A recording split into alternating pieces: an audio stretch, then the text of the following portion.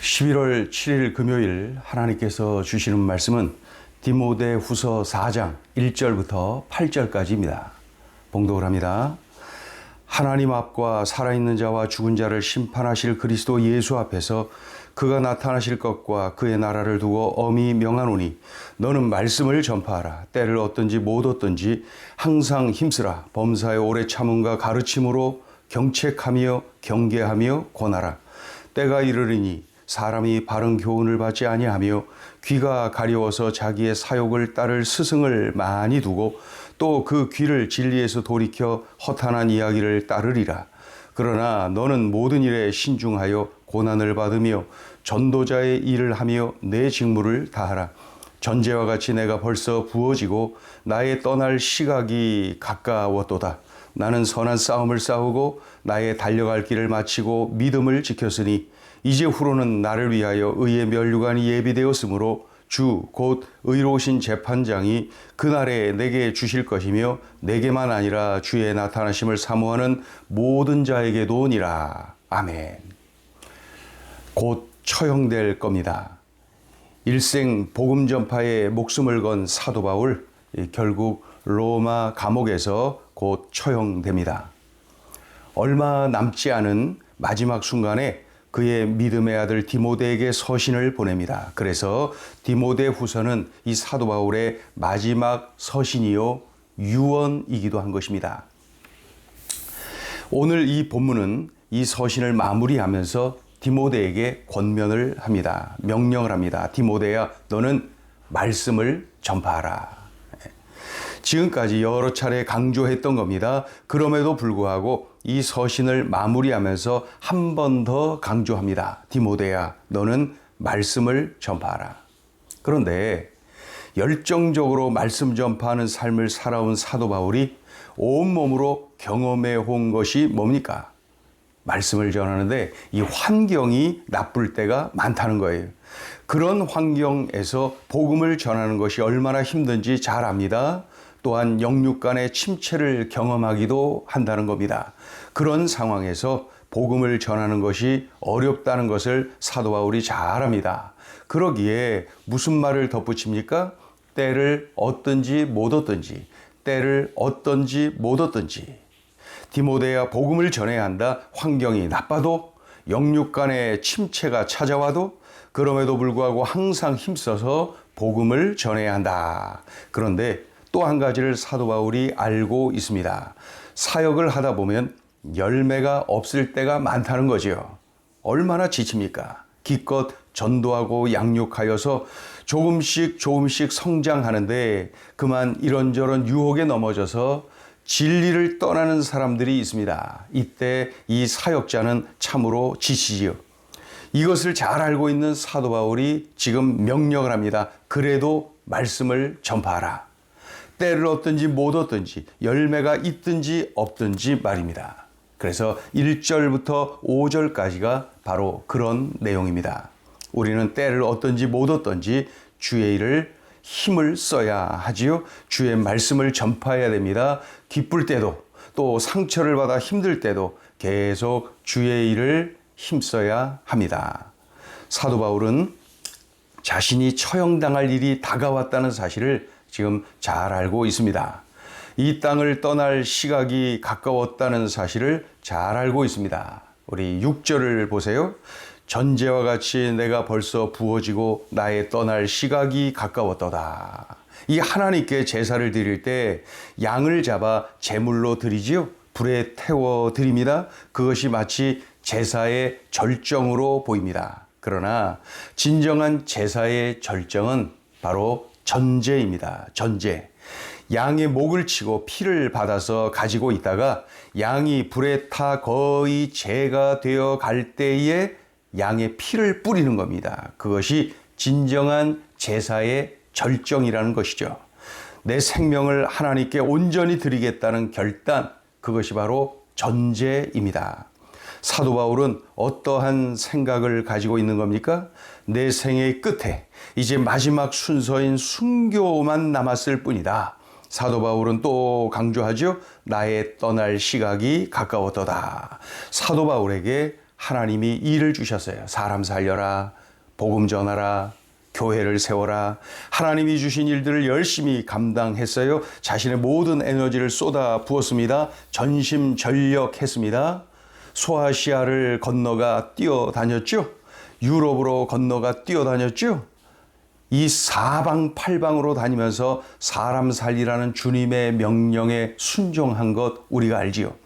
때론 붙잡혀서 매를 많이 맞았어요. 때론 감옥에 갇히기도 했어요. 배를 타고 이동하다가 배가 파손되는 일도 있었어요. 죽을 고비를 여러 차례 넘기기도 했어요. 늦은 밤까지 일을 하고 또 하고 그 일을 다 마치고 멍에를 벗는 이 우직한 황소처럼 이제 사도 바울이 그 멍에를 벗을 때가 된 것입니다.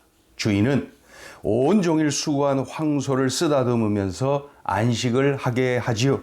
사도 바울도 이제 주인이신 예수 그리스도의 칭찬을 받으며 진정한 안식을 누리게 되는 것입니다. 이 사도 바울의 삶을 보면서 이러한 문장이 떠오릅니다. 녹슬어 없어지기보다는 달아 없어지는 인생. 녹슬어 없어지기보다는 달아 없어지는 인생. 이제 마지막 순교만을 남겨두고 있는 것입니다.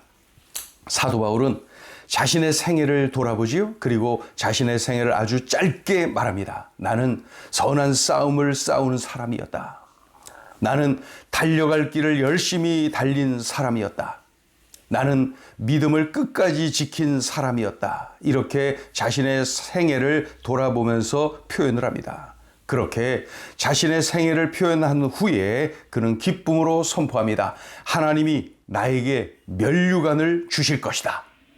승리자의 벅찬 감격을 느끼도록 만드는 그러한 장면입니다.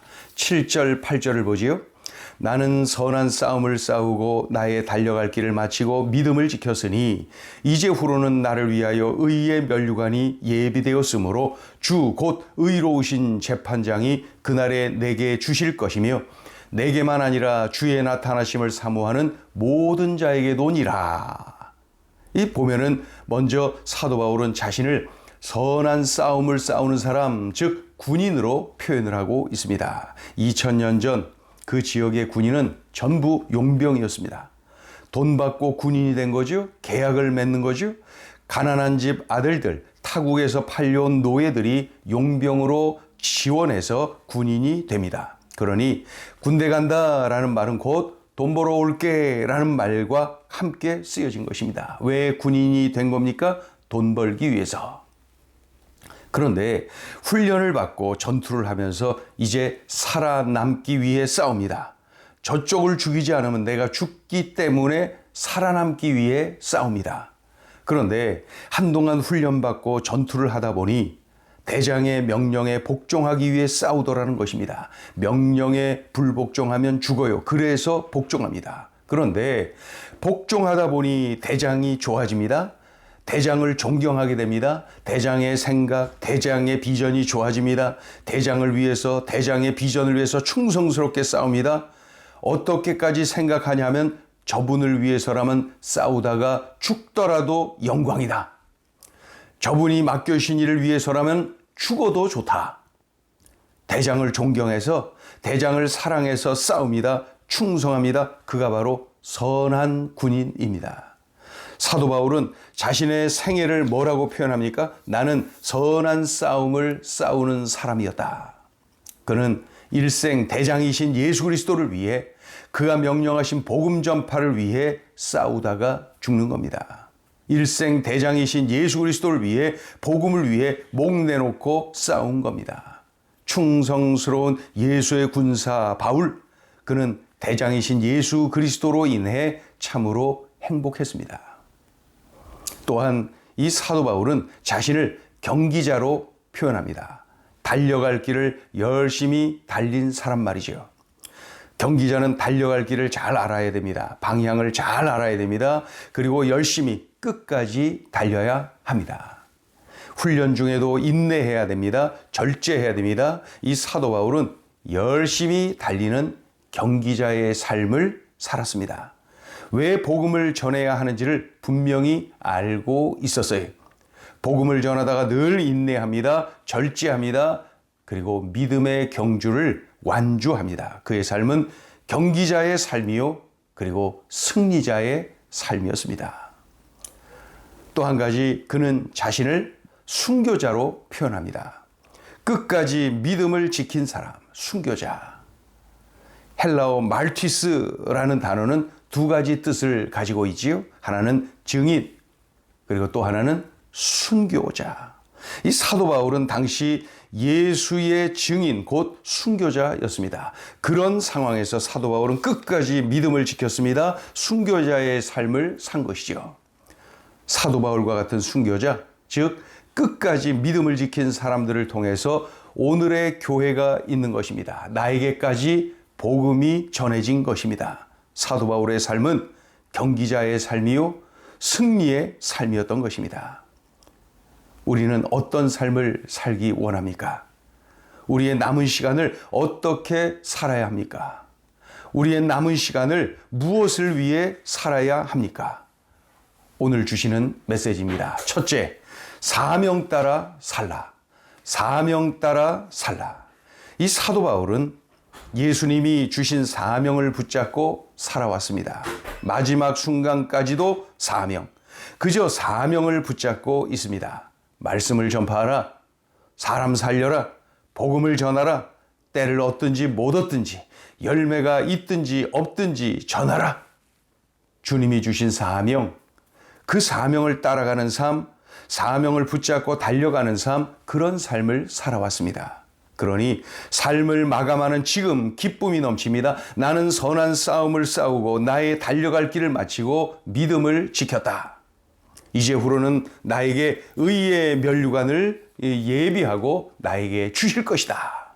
우리도 이렇게 마지막에 감격하는 삶, 마지막에 기뻐하는 삶을 살아야 합니다. 이 사도 바울을 통해서 나에게 분명히 말씀합니다. 사명 따라 살아라. 사명 따라 살아라. 둘째 주시는 메시지입니다. 달아 없어지는 인생을 살라. 사도 바울은 분명히 알고 있습니다. 나의 떠날 시각이 가까웠도다. 또 한 가지 분명하게 알고 있습니다. 내 생의 끝에 이제 마지막 순서인 순교만 남았을 뿐이다. 사도 바울에게 하나님이 일을 주셨습니다. 사람 살려라, 복음 전해라, 교회를 세워라. 하나님이 주신 일들을 열심히 감당했습니다. 자신의 모든 에너지를 쏟아 부었습니다. 전심전력했습니다. 소아시아로 건너가 뛰어다녔습니다. 유럽으로 건너가 뛰어다녔습니다. 사방팔방으로 다니면서 사람 살리라는 주님의 명령에 순종했어요. 때로는 붙잡혀서 매를 많이 맞았어요. 때로는 감옥에 갇혔어요. 때론 배를 타고 이동하다가 배가 파손되는 일도 있었어요. 죽을 고비를 여러 차례 넘겼어요. 사도 바울의 삶을 보면서 이러한 문장이 떠오르지요. 녹슬어 없어지기보다는 달아 없어지는 인생. 예수님을 믿는 우리는, 예수님의 제자로 살기를 원하는 우리는 단순히 사명을 따라가는 삶을 사는데 그치는 것이 아니라 그 사명을 따라가는데 녹슬어 없어지기보다는 달아 없어지는 인생을 사는 것입니다. 사도 바울처럼 말이죠. 이런 열정 인생을 살아야 됩니다. 우리의 남은 인생이 이러해야 됩니다. 기도하죠. 하나님 아버지, 주신 말씀이 귀하고 귀한데 이 말씀을 꽉 붙잡고 오늘도 살아내게 하여 주시옵소서. 오늘도 바로 이 길을 가게 하여 주시옵소서. 예수님의 이름으로 기도 올리옵나이다. 아멘.